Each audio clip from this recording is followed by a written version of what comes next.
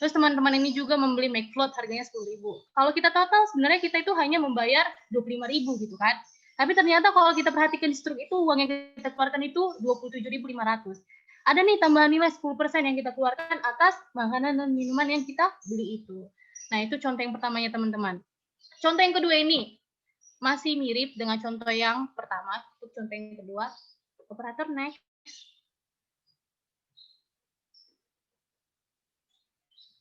Nah, untuk contoh yang kedua ini, nah kalau sekarang kan kondisinya lagi ini ya, lagi pandemi, kita mengurangi yang namanya nongkrong sana sini gitu kan. Jadi sekarang kita sudah mulai membiasakan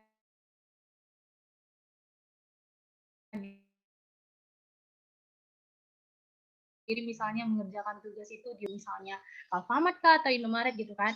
Kita beli jajanan-jajanan yang kita suka atau minuman-minuman yang kita suka gitu kan, membangkit mood kita ketika kita ingin belajar gitu. Tapi sama halnya dengan tadi, kalau kita perhatikan teman-teman, struk yang kita atas pembelian kita, atas jajanan ataupun minuman kita beli di supermarket tersebut, di dalamnya juga ternyata ada tambahan nilai yang kita bayarkan. Ada pajak tambahan atas jajanan ataupun minuman yang kita berikan. Nah, itu contoh pengenaan pajak pada barang ataupun pada makanan ataupun minuman gitu. Nah, yang selanjutnya itu next operator. Nah, yang selanjutnya ini rumah impian ya. Jadi ternyata teman-teman atas rumah yang kita tempati, atas tempat tinggal kita, tanah dan ataupun bangunan kita itu ternyata setiap tahunnya ada pajak bumi dan bangunan namanya yang harus kita bayarkan. Enggak sih? Kalau kita anak muda kayaknya belum kita yang bayarin ya, jadi kita belum tahu. Yang bayarkan biasanya orang tua kita kan gitu. Jadi ternyata teman-teman atas tanah dan atau bumi sebagai tempat tinggal kita ini bangunannya itu ada pajak yang harus kita bayarkan. Lanjut untuk contoh berikutnya itu, nah ini uang ya, income pendapatan. Jadi kita biasanya sering nggak sih dengar keluh kesah orang yang udah bekerja gitu kan? Biasanya kita sering dengar, aduh pendapatanku itu cuma segini, tapi aku dipotong pajak lagi gitu kan. Cuman dapatnya segini, berkurang nih uang yang aku dapatin gara-gara aku harus bayar pajak gitu. Harusnya aku bisa membeli uang segini itu untuk beli perlengkapanku atau kebutuhanku yang lain, atau aku bisa beli makeup aku, atau aku beli bisa apa barang kesukaanku gitu kan, tapi jadi nggak bisa nih gara-gara aku harus bayar pajak gitu kan. Nah ternyata teman-teman sini kita bisa melihat atas penghasilan yang kita terima dari pekerjaan yang kita lakukan juga ada pajaknya yang dikenakan kepada kita gitu kan. Dan untuk contoh yang terakhir yang saya ambil itu adalah next operator. Untuk contoh yang terakhir, ini saya mengambil, di sini kita bisa melihat banyak mobil ya di sini ya. Jadi teman-teman, biasanya kita juga anak muda, biasanya kemana-mana itu udah naik kendaraan motor sendiri lah ya. Entah itu naik motor, ataupun itu naik mobil gitu kan. Tapi, oh ya, kalau kita naik kendaraan bermotor, nggak mungkin lupa bawa yang namanya STNK. Kalau nggak, kita kena tilang nanti kan. Nah, tapi pernah nggak sih teman-teman ini memperhatikan struktur STNK yang kita bawa itu? Ternyata di dalam STNK kita tuh tidak hanya memperlihatkan jenis kendaraan bermotor kita saja gitu atau jenis platnya saja, tidak. Ternyata di situ juga terlihat bahwa adanya pajak kendaraan bermotor yang dibayarkan setiap tahunnya juga gitu teman-teman. Ternyata atas motor ataupun mobil yang kita gunakan itu juga ada pajaknya gitu kan yang kita bayarkan setiap tahunnya. Jadi teman-teman itu masih sebagian gambaran kecil nih contoh-contoh transaksi pajak di dalam kehidupan kita sehari-hari. Kita bisa melihat ternyata oh iya kehidupan kita itu dekat ya dengan pajak. Pajak itu banyak itu bisa kita lihat contoh nyatanya di dalam kehidupan kita sehari-hari.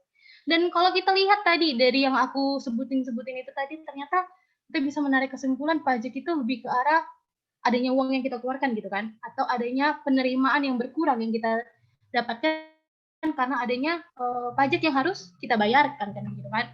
Maka dari itu teman-teman, di sini kita melihat nih apa sih yang menjadi persepsi masyarakat itu mengenai pajak gitu kan, persepsi masyarakat umum nih di Indonesia.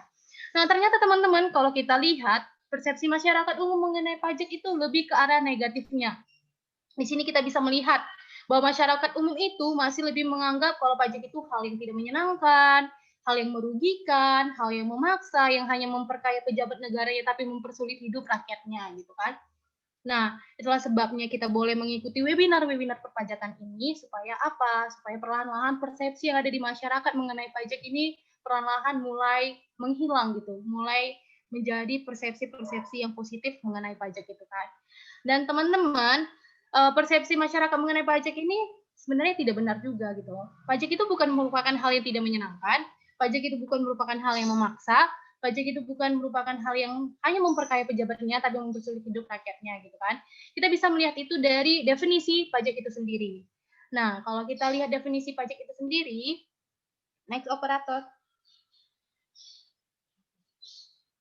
Nah, kalau kita lihat definisi pajak yang tercantum di dalam Undang-Undang Ketentuan Umum Perpajakan Nomor 28 Tahun 2007 Pasal 1A Ayat 1, yaitu pajak adalah kontribusi wajib kepada negara yang terutang oleh orang pribadi atau badan, sifatnya itu memaksa berdasarkan undang-undang, tidak mendapat imbalan secara langsung dan digunakan untuk keperluan negara bagi sebesar-besarnya kemakmuran rakyat.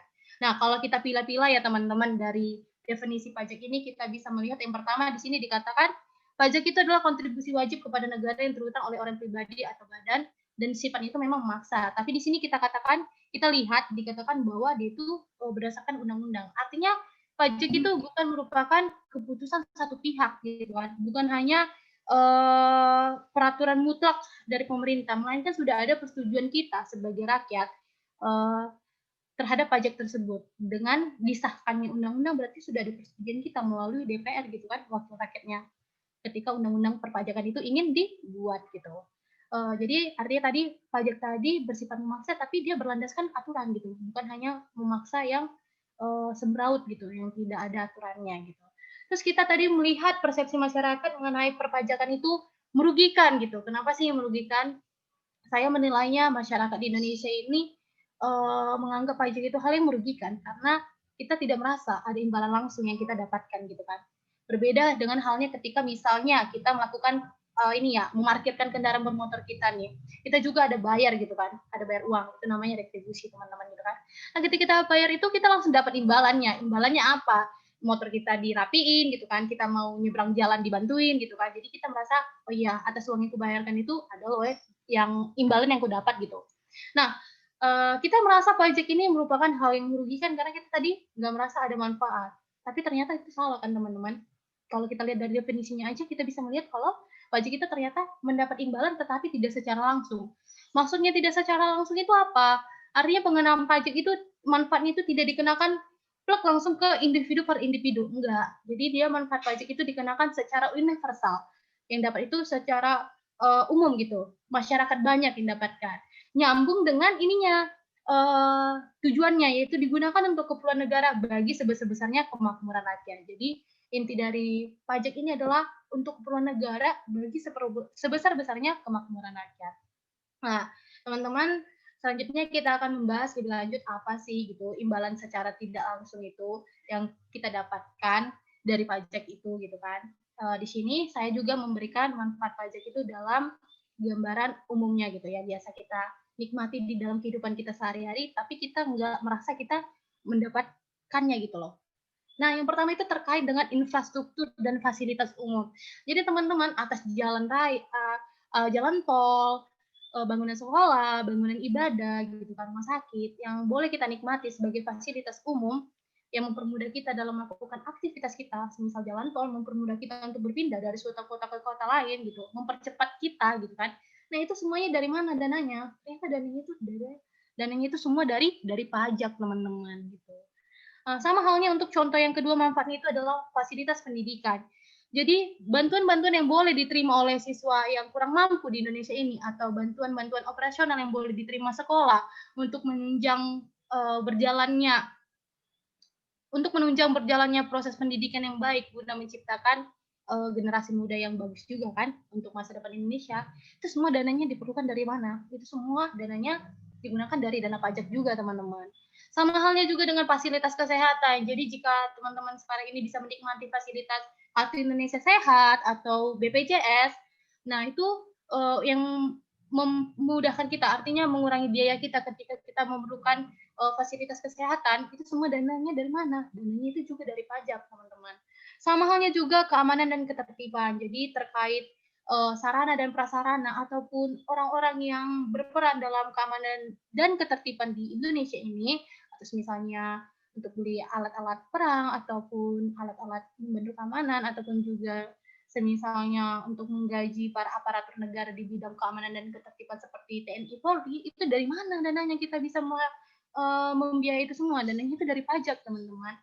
Dan untuk kelestarian lingkungan hidup juga gitu. Jadi untuk memperindah gitu, menjaga kelestarian hidup di Indonesia ini, dananya itu semuanya dari mana? Semuanya itu dari pajak, teman-teman. Jadi setelah kita melihat manfaat pajak ini, berarti benar dong ya tadi yang aku bilang kalau ternyata persepsi-persepsi yang ada di masyarakat mengenai pajak itu sebenarnya nggak semuanya benar gitu kan, itu salah gitu kan.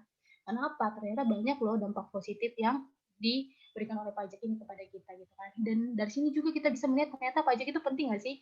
Penting kan, karena banyak hal yang boleh dibiayai, yang boleh kita biayai untuk memajukan Indonesia ini, mensejahterakan Indonesia ini dari uang pajak gitu kan.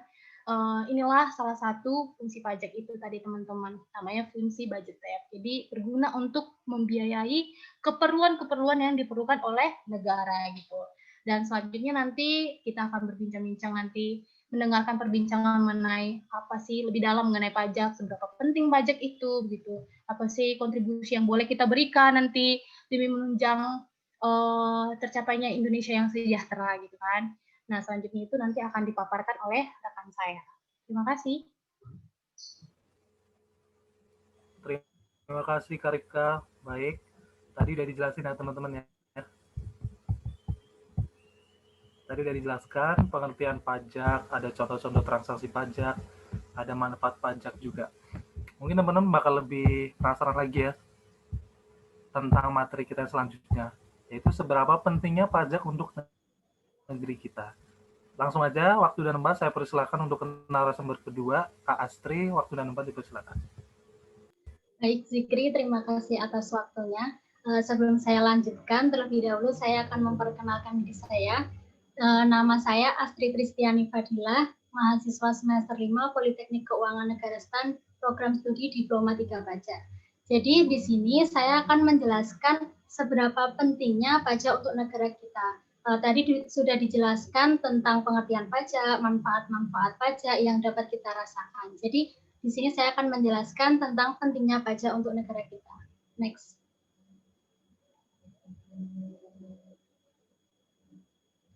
Yang pertama, di sini kita akan belajar tentang apa sih fungsi dari pajak. Jadi, pajak itu memiliki 4 fungsi. Yang pertama yaitu fungsi budgeter. Fungsi budgeter itu untuk digunakan untuk membiayai pengeluaran belanja negara. Jadi, pajak itu sebagai salah satu sumber pendapatan negara dan pajak itu digunakan untuk membiayai pengeluaran yang ada di negara kita. Lalu yang kedua, fungsi dari pajak itu sebagai fungsi regulasi, yaitu di sini pajak itu sebagai mengatur kebijakan. Jadi ketika ada kebijakan yang dibuat oleh pemerintah, maka pajak berguna untuk mewujudkan tujuan dari kebijakan tersebut. Lalu yang ketiga, pajak itu memiliki fungsi distribusi, yaitu untuk menyebarkan kesejahteraan. Maksudnya apa sih kok untuk menyebarkan kesejahteraan? Jadi pajak itu kan digunakan untuk membiayai apapun yang akan dilakukan oleh di Indonesia untuk membiayai belanja negara. Nah, dari pembiayaan itu, maka manfaatnya akan dirasakan oleh masyarakat, oleh kita sendiri. Maka dengan adanya pajak yang tinggi, dengan adanya pembiayaan yang besar, maka kita juga akan merasakan kesejahteraannya. Lalu yang keempat yaitu fungsi stabilitas, yaitu pajak juga digunakan untuk menstabilkan perekonomian yang ada di Indonesia. Next. Lalu yang selanjutnya, tadi kan sudah dijelaskan bahwa pajak itu merupakan salah satu sumber dari pendapatan negara. Nah, apa sih yang dimaksud dengan sumber pendapatan negara itu? Jadi berdasarkan Undang-Undang Nomor 17 Tahun 2003 tentang Keuangan Negara, yang dimaksud dengan pendapatan negara adalah semua penerimaan yang berasal dari penerimaan pajak, penerimaan negara bukan pajak, serta hibah dari dalam ataupun luar negeri. Jadi bisa disimpulkan ya teman-teman, berdasarkan definisi tersebut, sumber pendapatan negara itu berasal dari 3 hal, yaitu yang pertama dari penerimaan pajak. Sedangkan penerimaan pajak itu sendiri bersumber dari 7 pajak, yaitu yang pertama ada pajak penghasilan, yang kedua pajak pertambahan nilai, yang ketiga pajak penjualan atas barang mewah, lalu yang keempat ada pajak bumi dan bangunan, yang kelima ada pajak ekspor, yang keenam pajak perdagangan internasional, dan yang ketujuh ada bea masuk dan cukai. Lalu yang kedua itu berasal dari hibah. Nah, hibah ini maksudnya pemberian kepada pemerintah tetapi bukan bersifat pinjaman, tetapi hibah ini diberikan tanpa kontrak yang khusus. Lalu yang ketiga yaitu berasal dari sumber pendapatan non-pajak. Nah, dari sumber pendapatan non-pajak ini berasal dari 5 sumber juga. Yang pertama yaitu berasal dari penyewaan barang milik pemerintah kepada pihak swasta. Yang kedua berasal dari keuntungan BUMN. Yang ketiga dari harta terlantar. Lalu yang keempat dari denda untuk kepentingan umum. Dan yang kelima berasal dari retribusi. Next. Nah, tadi kan sudah disebutkan bahwa pajak itu merupakan salah satu sumber pendapatan di Indonesia. Jadi, pajak itu merupakan sumber terbesar dari pendapatan negara di Indonesia. Nah, ini bisa dilihat dari APBN tahun 2020 ya. Jadi, di APBN tahun 2020 itu sebesar 2.540,4 triliun. Nah, dari APBN sebesar itu berasal dari 4 sumber. Yang pertama tentunya pajak, sudah jelas bahwa pajak itu sumber terbesar yaitu sebesar 1.865,7 triliun. Lalu dari PNBP yaitu penerimaan bukan pajak itu sebesar 367 triliun. Lalu dari hibah itu sebesar 0,5 triliun dan dari pembiayaan itu berasal dari sebesar 307,2 triliun. Next. Nah, tadi kan sudah dijelaskan bahwa pajak yang kita bayarkan itu kan akan dikembalikan kepada kita. Nah, lalu kemana saja sih uang pajak ini akan dialokasikan?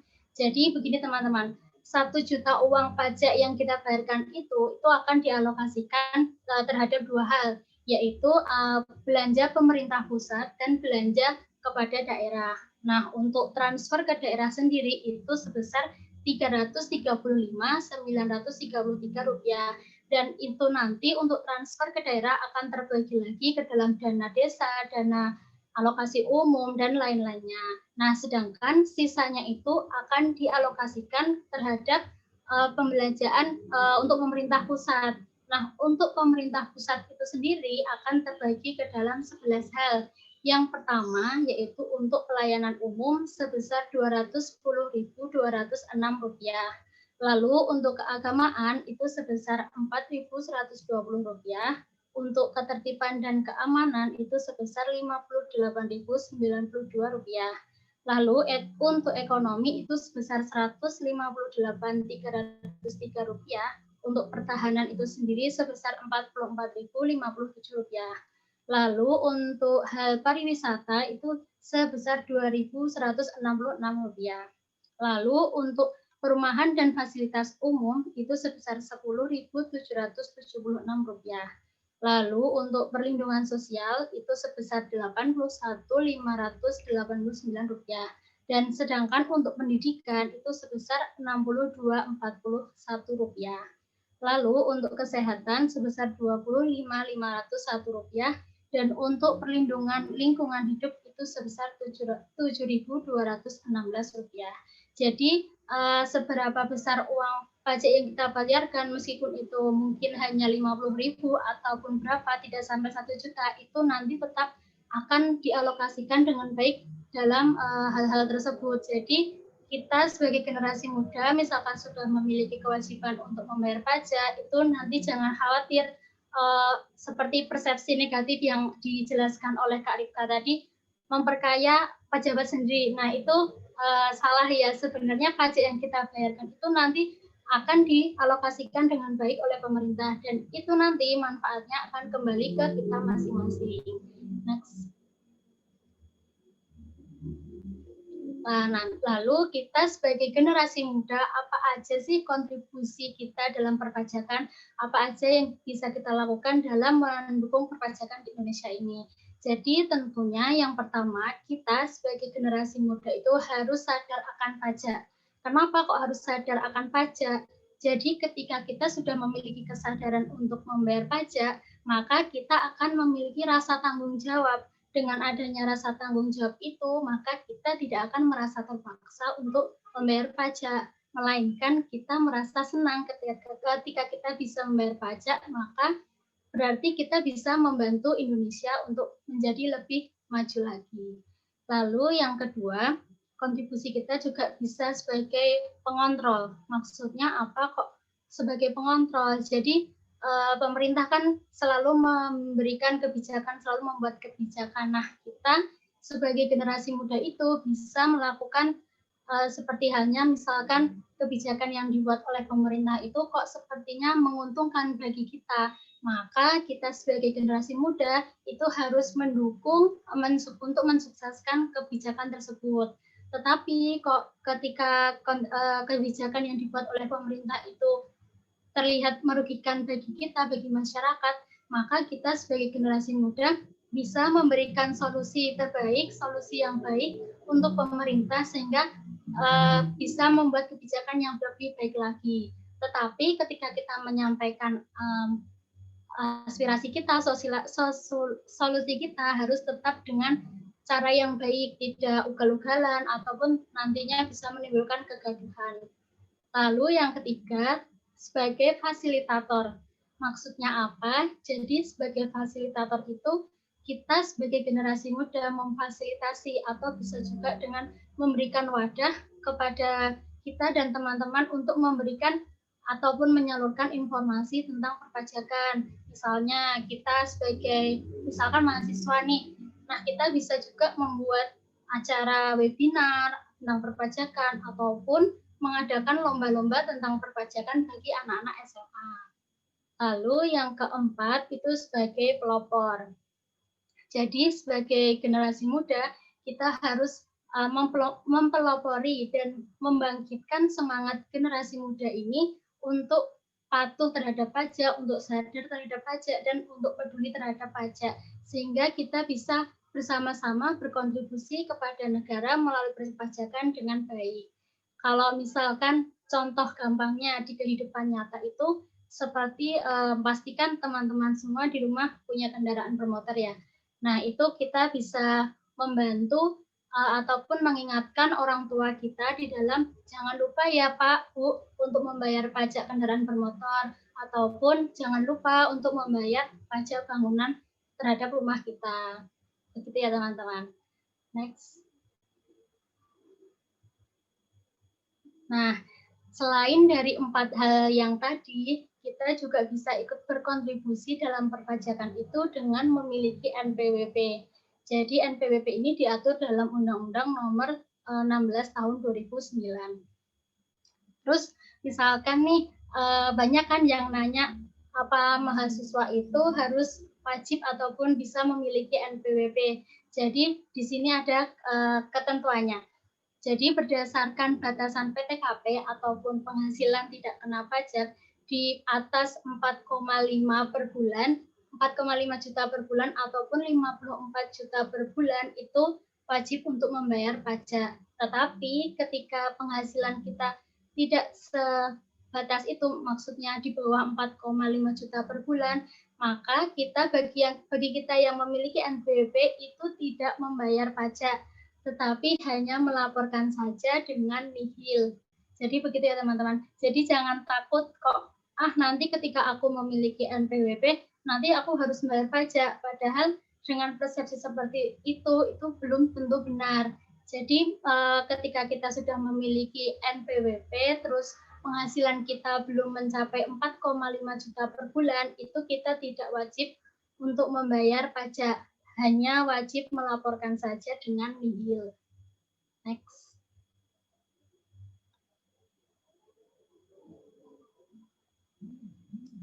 Nah, terus apa aja sih manfaat yang kita rasakan ketika kita itu memiliki NPWP? Tentunya yang pertama, dengan kita memiliki NPWP, kita bisa belajar prosedur perpajakan. Lalu yang kedua, membayar pajak jadi lebih rendah. Kok bisa ya? Dengan kita memiliki NPWP itu, kita membayar pajak jadi lebih rendah. Jadi begini teman-teman, berdasarkan ketentuan perpajakan, ketika kita memiliki NPWP, maka pajak yang kita bayarkan itu akan dikenakan tarif sebesar 100% dari PHKP, dari penghasilan kena pajaknya. Tetapi ketika kita tidak memiliki NPWP, maka tarif yang akan dikenakan itu sebesar 120%. Jadi otomatis ketika kita nggak memiliki NPWP itu akan membayar pajak lebih besar daripada ketika kita memiliki NPWP. Lalu yang ketiga yaitu membantu saat membeli produk investasi. Yang keempat, syarat dalam mengajukan kredit bank. Dan yang kelima, syarat dalam membuat surat izin usaha perdagangan. Next.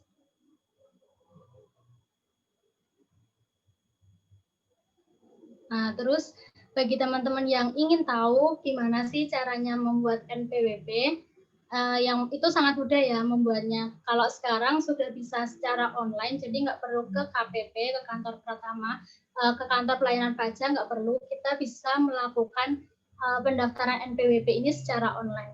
Jadi yang pertama itu melengkapi dokumen, karena kita sebagai orang pribadi kita hanya membutuhkan fotokopi KTP dan formulir pendaftaran NPWP saja yang harus dilengkapi. Lalu setelah melengkapi dokumen tersebut, kita melakukan pendaftaran. Nah, untuk pendaftaran itu nanti bisa dilakukan di e-registration dengan link erek.pajak.go.id. Nanti dokumen yang sudah kita yang sudah kita siapkan tadi diupload di link tersebut. Atau bisa juga kalian menyerahkan ke kantor KPP di wilayah tempat tinggal ataupun kegiatan usaha wajib pajak. Lalu setelah melakukan pendaftaran tersebut, kita menunggu penerbitan BPS, penerbitan bukti penerimaan surat dari KPP. Nah, setelah surat tersebut terbit, maka kita nanti akan menerima NPWP dan SKT dari KPP. Biasanya NPWP-nya itu akan dikirimkan ke alamat masing-masing, atau juga misalkan dekat dari KPP tersebut, biasanya akan diantar ke rumahnya dari wajib pajak tersebut.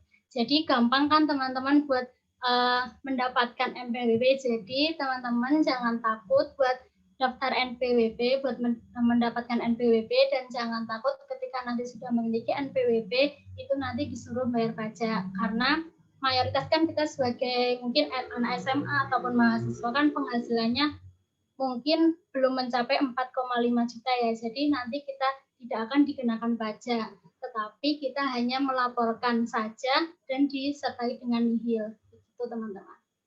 Next.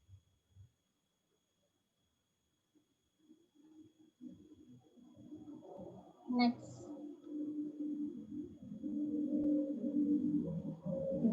Nah, di sini kami mencantumkan kata-kata ataupun kalimat dari Ibu Sri Mulyani sebagai Ibu Menteri Keuangan negara kita, yang berisi tentang pajak itu layaknya tulang punggung di tubuh manusia.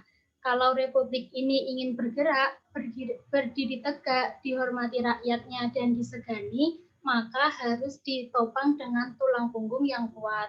Kalau rapuh, entah osteoporosis, salah bentuk, maka badan ikut kena dampaknya. Jadi maksudnya dari kalimat ini itu apa? Jadi pajak itu bisa dibilang sebagai tulang punggung di negara kita. Maka dari itu kita harus sadar akan pajak sehingga kita bisa dengan membayar pajak itu, maka kan pajak yang akan didapatkan oleh negara kita kan besar, sehingga bisa berakibat, bisa memberikan manfaat kepada kita, sehingga kesejahteraan kita sebagai masyarakat itu akan meningkat. Maka dari itu dengan kesejahteraan yang meningkat, maka negara kita akan terus berkembang dan bisa menjadi negara yang maju. Next. Nah, maka dari itu kami mengajak teman-teman semua untuk meningkatkan kesadarannya terhadap pajak, terus peduli terhadap pajak, dan kita juga harus ketika sudah memiliki kewajiban untuk membayar pajak, maka jangan lupa buat bayar pajak.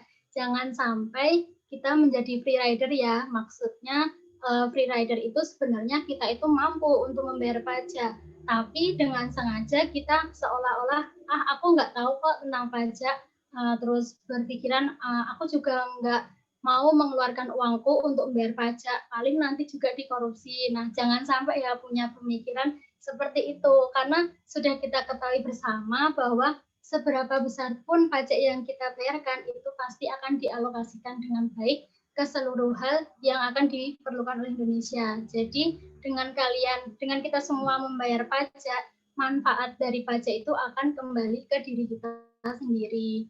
Begitu teman-teman. Jadi kita semua harus peduli dengan pajak. Terima kasih. Sekian dari saya. Waktu dan tempat saya kembalikan kepada moderator. Terima kasih Kak Astri. Baik, teman-teman tadi udah dijelasin sama Kak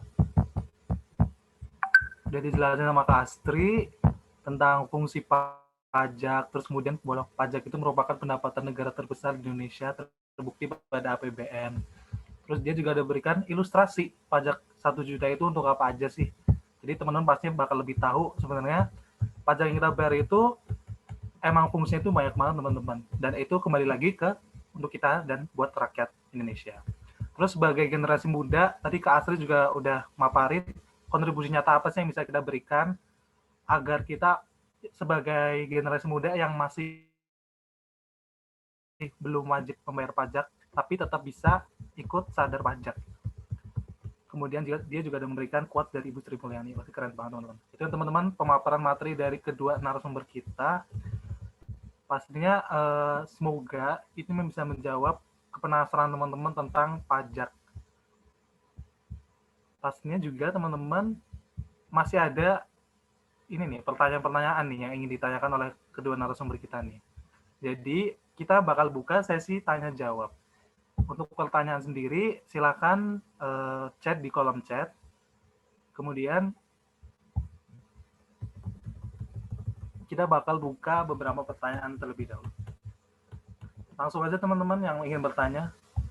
Udah masuk nih, satu nih.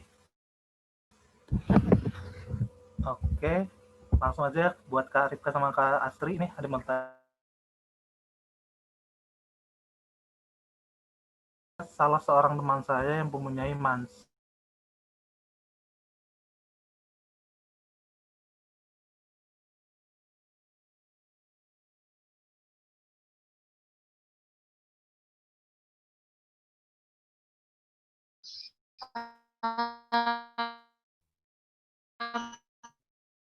Aku coba jawab. Ini tadi yang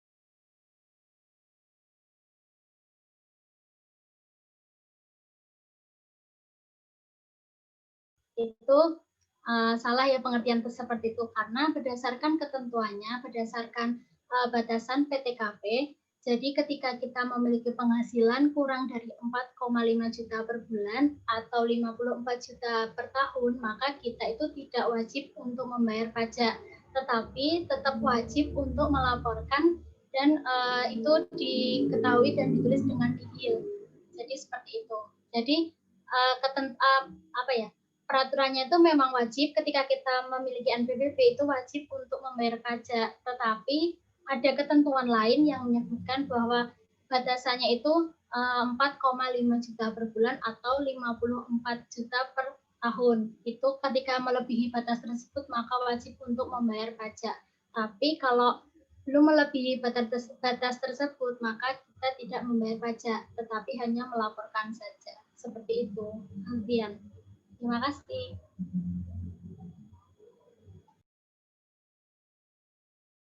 Oke, baik Kak Astri, terima kasih atas jawabannya. Jadi kalau bisa saya simpulin, sebenarnya punya NPWP itu belum wajib untuk bayar pajak karena ada ketentuan lain teman-teman. Misalnya tadi penghasilannya harus lebih dari 54 juta per tahun. Baik teman-teman, sepertinya udah nggak ada lagi pertanyaannya.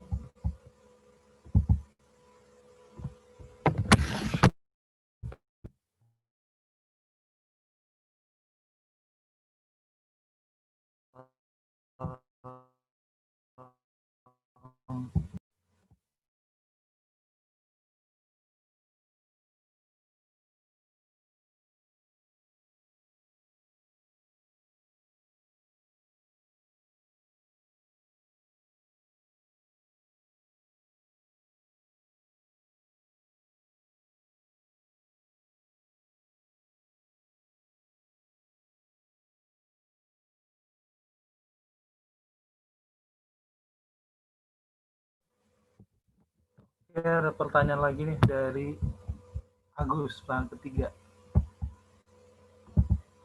Pertanyaan gini Kak, dari Agus ya. Langsung ditujuin ke Astri nih. Bagaimana pendapat Anda tentang orang yang membuat NPWP untuk menjadi debitur bank ataupun untuk melengkapi syarat administrasi saat mencari kerja? Apakah hal tersebut termasuk dalam kontribusi untuk negara?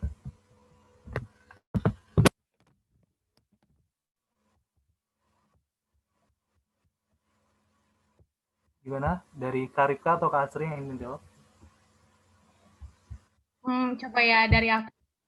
Ini asumsi, bukan asumsi sih, ini pendapat aku gitu ya. Sebagai pelajar juga.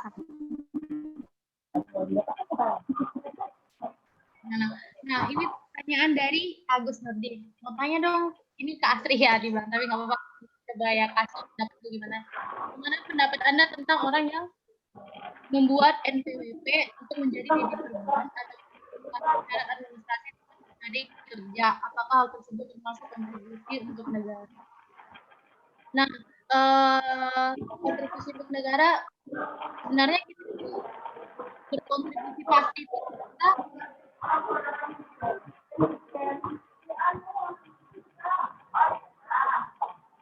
ada untungnya ini ada yang berisik.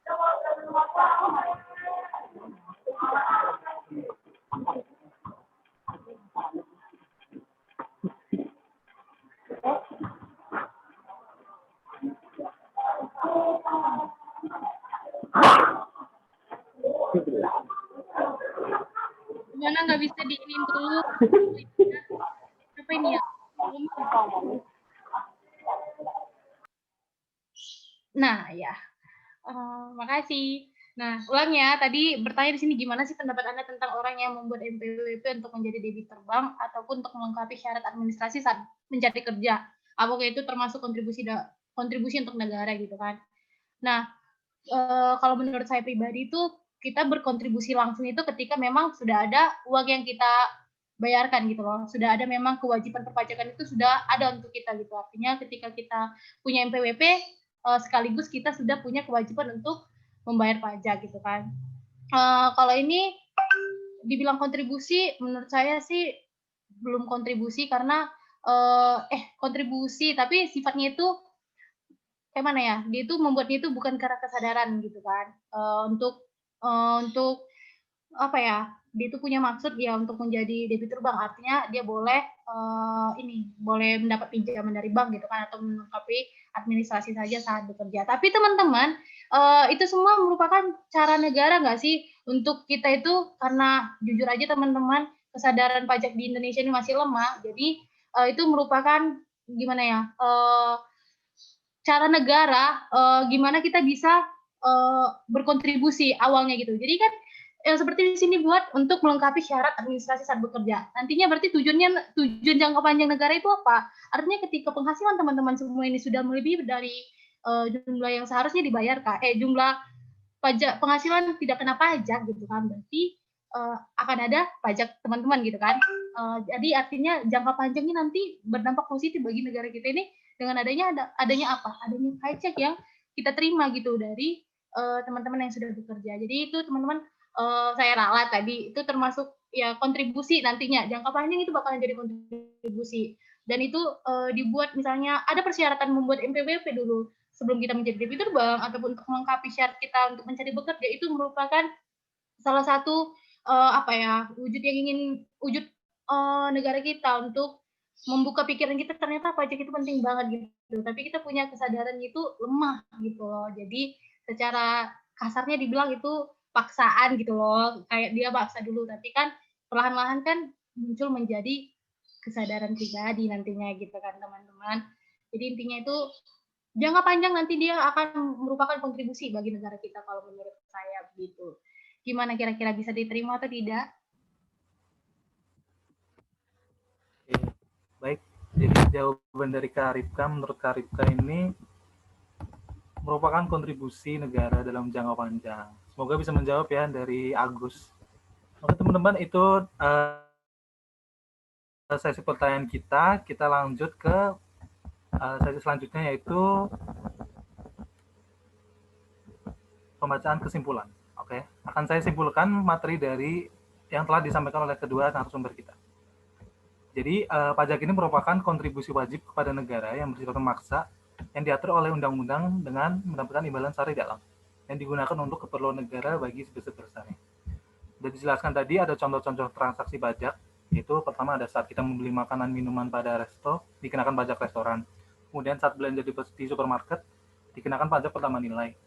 Atas rumah kita tinggalkan, dikenakan pembayaran pajak bangunan. Atas pendapatan yang kita dari hasil gaji kerja, dikenakan pajak penghasilan, dan kemudian ada juga pajak kendaraan bermotor.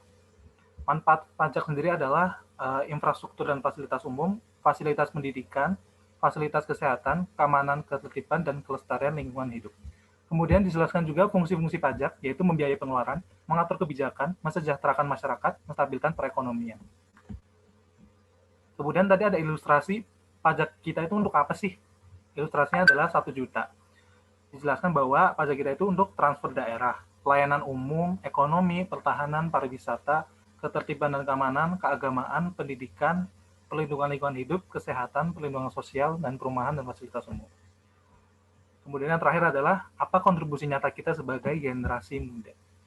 Kontribusi nyata kita sebagai generasi muda itu antara lain, pertama kita bisa sadar pajak.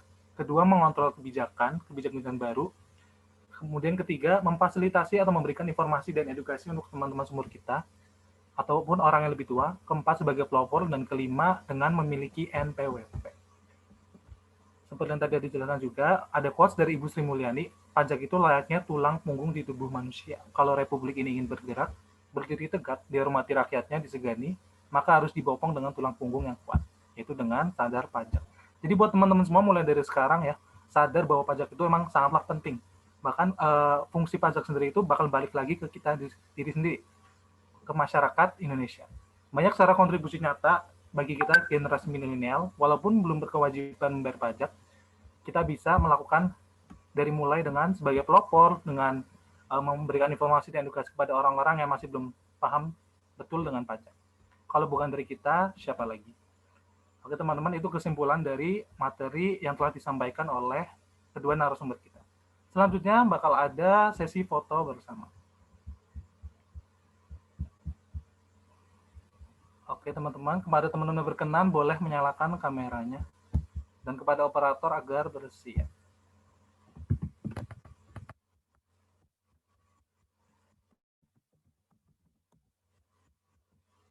Operator, sudah siap?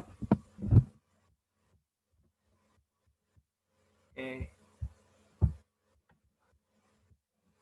Aku kasih aba-aba teman-teman ya.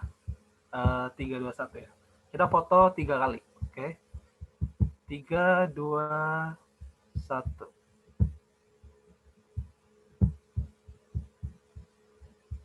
Lagi. 3, 2, 1. Oke, 1 kali lagi teman-teman. 3, 2, 1. Mantap. Oke.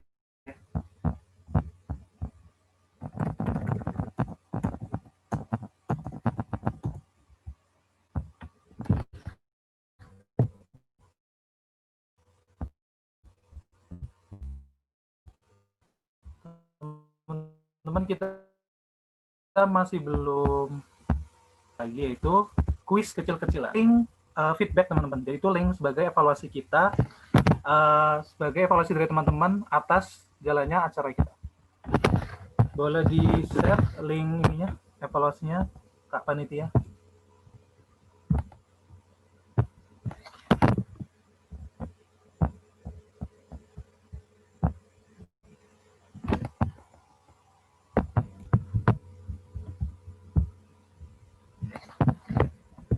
Oke, kan belum siap ya untuk linknya.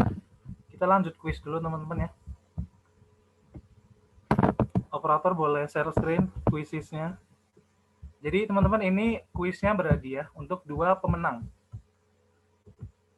Jadi 2 pemenang yang menjawab dengan benar dan cepat bakal dapat hadiah OVO atau GoPay ini. Oke. Kuisis gimana teman-teman? Gimana panitia, boleh share screen kuisisnya? Nah, teman-teman ya.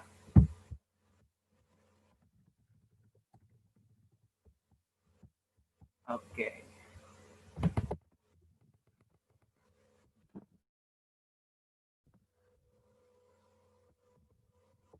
Oke, ini teman-teman kodenya 116704. Untuk namanya sesuai nama daftar ya teman-teman, biar kita tahu nanti kalau yang menang kita hubungi. Pertanyaan nggak susah-susah Pak, ini pertanyaan udah disampaikan oleh kedua narasumber kita, jadi yang menyimak pasti bakal bisa jawab dan bakal menang nih. Simple-simple kok pertanyaannya. Ayo join. Baru 2 nih. Berapa itu? Afan, Burika, dan Maria.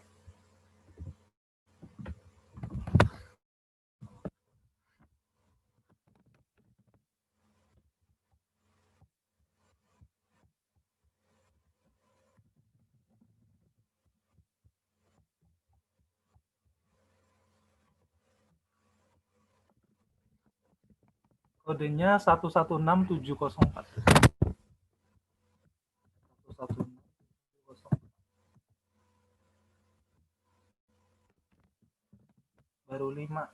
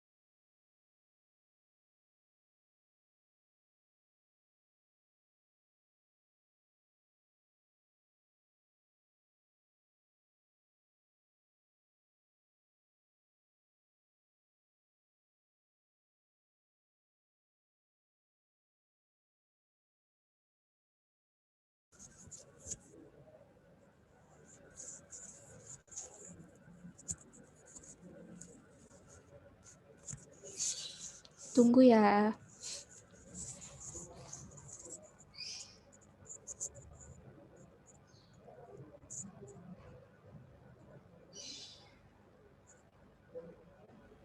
Masih kita tunggu ya teman-teman ya. Baru 9 nih.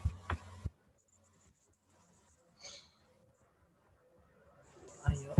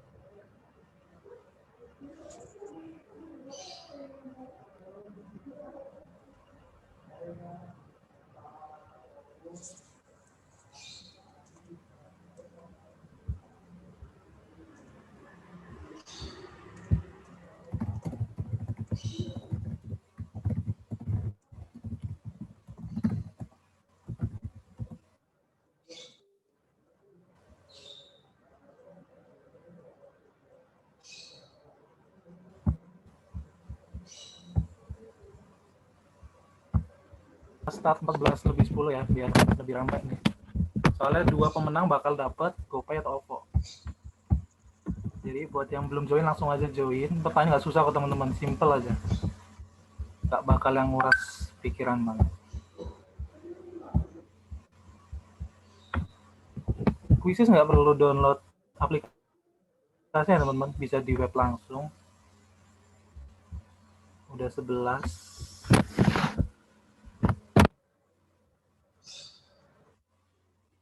Lagi kita start ya.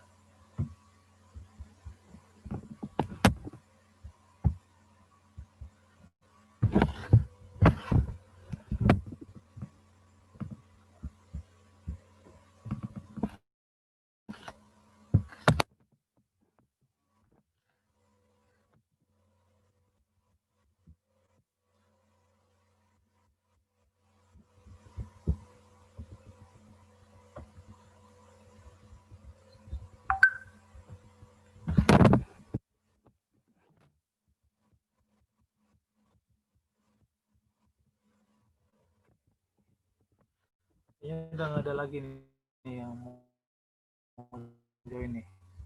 Kalau udah nggak ada yang join, kita langsung start aja, boleh panitia di start quiznya. Siap-siap ya teman-teman yang udah join ya, 11 orang ini.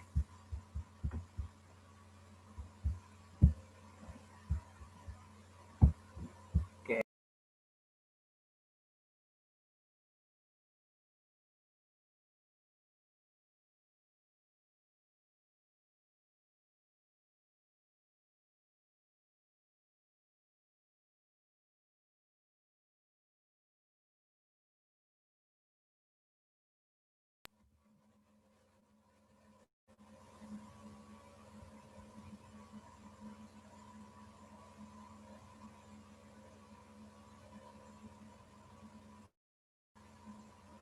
Kak Afan sama Michael memimpin nih, 2 besar.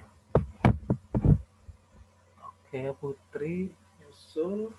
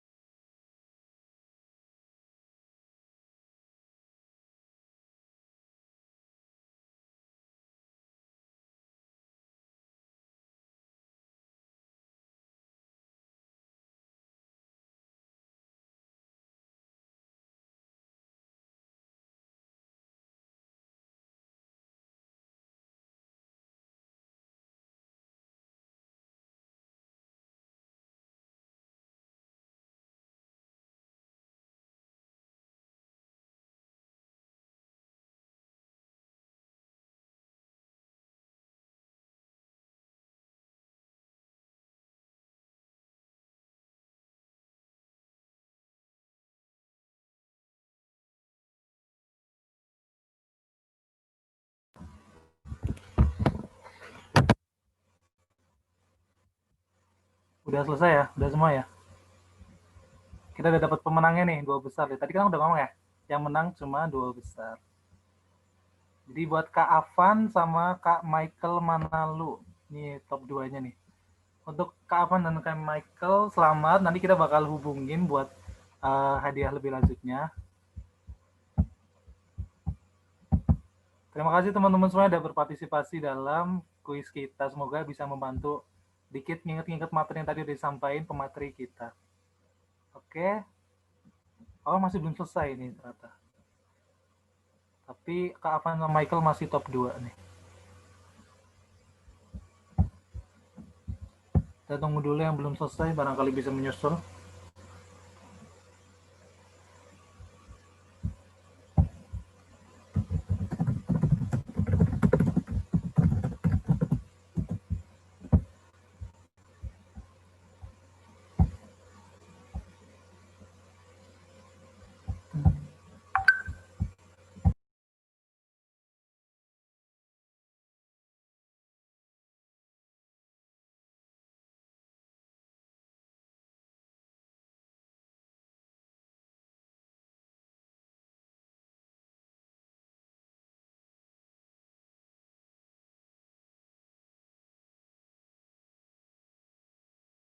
Oke, teman-teman udah selesai semua ya.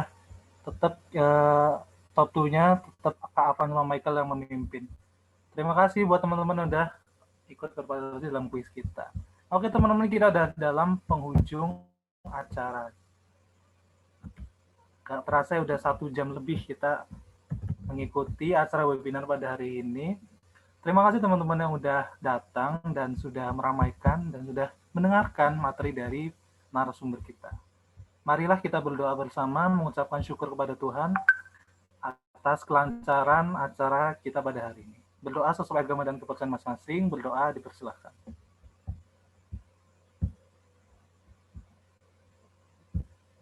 Berdoa dapat dicukupkan. Mau kasih pantun buat sebelum nutup dulu, berselancar di dunia maya hingga waktu malam hari. Salam hormat dari saya, sampai jumpa di lain hari. Terima kasih teman-teman semua. Sampai jumpa di waktu yang lebih lanjut. Jangan lupa isi link evaluasi teman-teman ya.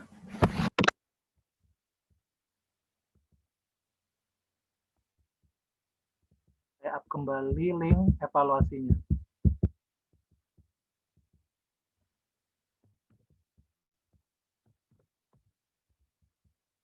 Terima kasih teman-teman.